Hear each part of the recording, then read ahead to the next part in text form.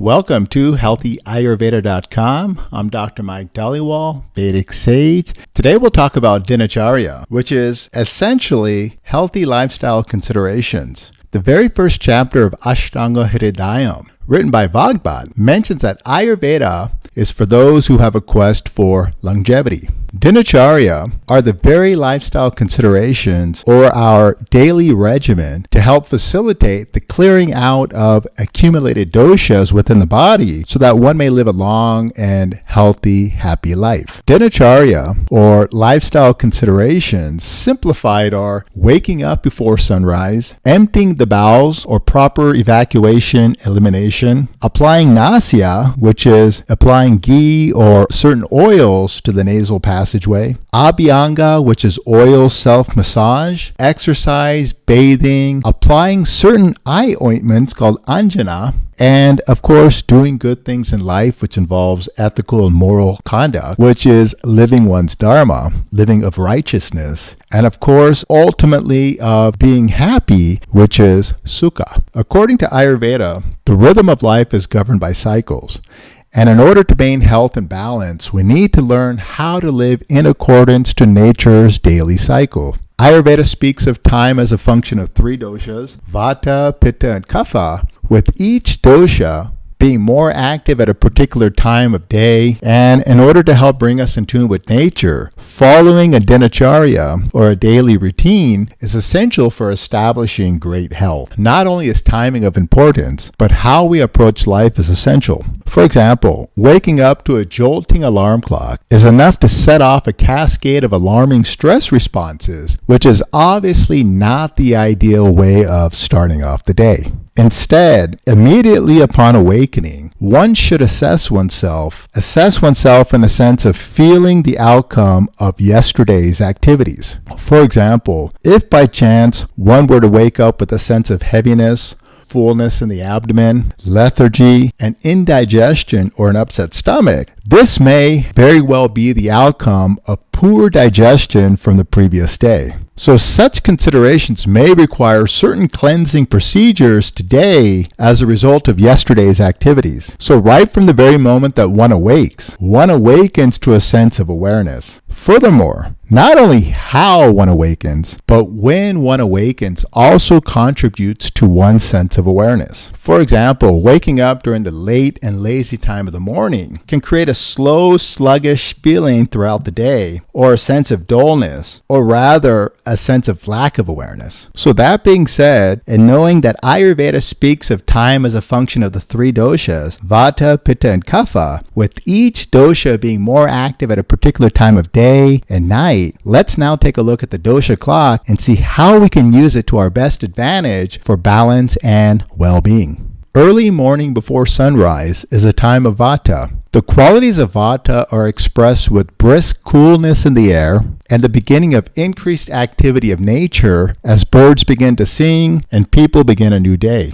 The junction point between night and early morning is considered a time of heightened awareness, and during this time, which is called Brahma Muhurta or Amrit Vela, it's considered an auspicious time of day best suited for praying, meditating, and contemplation. According to Ayurveda, a healthy person must wake up during Brahma Muhurta for the sake of protecting one's health and longevity. Although not an easy task for some, but arising early is beneficial in starting the day. The pure and subtle qualities of nature that are present at this time of day will help to bring peace, freshness to the mind and to the senses. According to Ayurveda, it's a sign of good health to naturally have the urge to evacuate as one awakens. However, when food from the previous day is not properly digested, toxins can build up, creating sluggish digestion. Therefore, we must be aware of the importance of proper daily elimination, ideally first thing in the morning. Great importance is given to oral care in Ayurveda. And for the sake of this video being an introduction, we'll briefly discuss some of the relevant topics, and in other videos, we'll discuss these topics of oral care in greater detail. But generally speaking, an important part of Dinacharya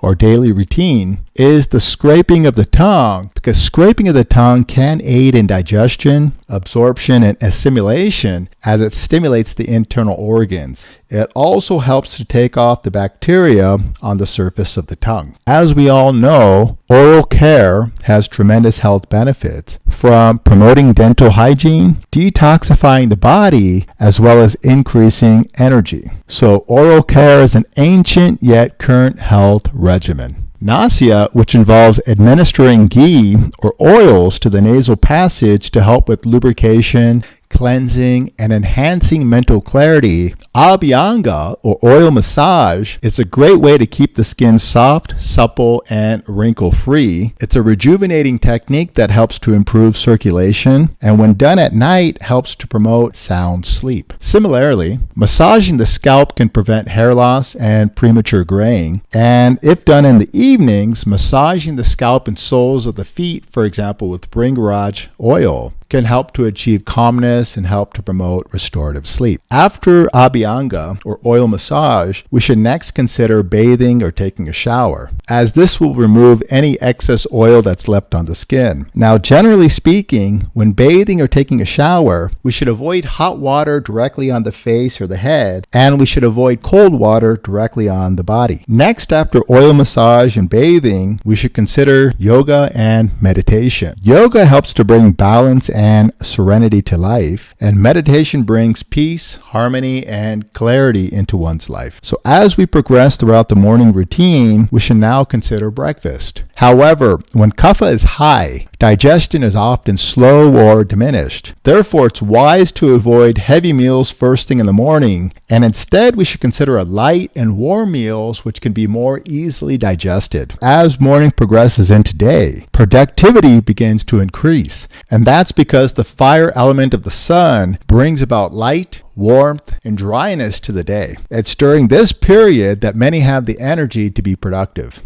During midday, kapha decreases while pitta increases. As pitta increases, the power of digestion develops and hunger begins to occur.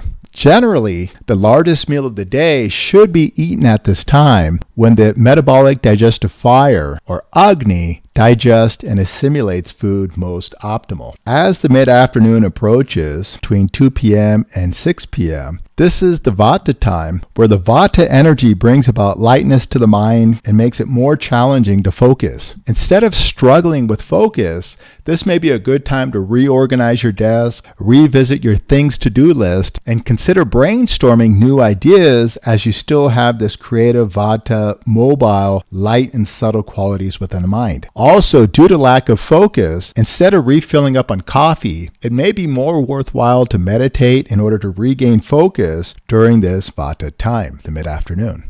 As the evening approaches, this is a time of reflection, considering having a light dinner, Abhyanga, or the self-oil massage, and even considering a treat such as hot milk with or without certain herbs. So as we all know, sunset is the junction of day into night, and is when the daily cycle repeats itself for the later half of the day, meaning from 6 p.m. to 10 p.m., kapha predominates as it did during the morning hours between 6 a.m. and 10 a.m. Just as the early morning kapha times was a time of meditation, so true, kapha during the evening is an ideal time for reflection. And according to Vedic philosophy, spiritual activities are amplified when performed at the junction points. Therefore, it's the opportune time to meditate, chant, or do calming yoga practices during the evening time of the day.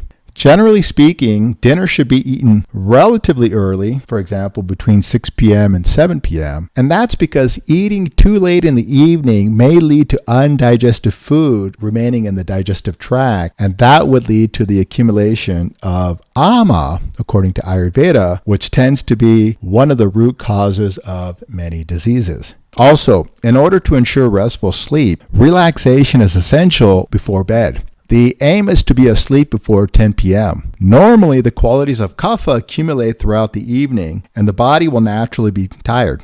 If we're in tune with the natural rhythms, the body will naturally seek to experience deep restorative sleep around this time. And that's why there's great emphasis on trying to go to sleep before 10 p.m. Because if one stays up after 10 p.m., the active nature of pitta can prevent sleep. Pitta continues to increase during the late hours, for example, after 10 p.m., and its primary function during this time is to repair and transform bodily tissue as we're sleeping. However, if one is still awake during these late hours, you'll notice that the appetite increases and one now develops these midnight cravings. And that's due to this fiery nature of pitta. So eating during these late hours is not conducive to health because pitta at night is not intended for digestion, but instead it's intended for the repair and transformation of bodily tissue. Lastly, sleeping on a full stomach can result in the buildup of partially digested food or toxins called ama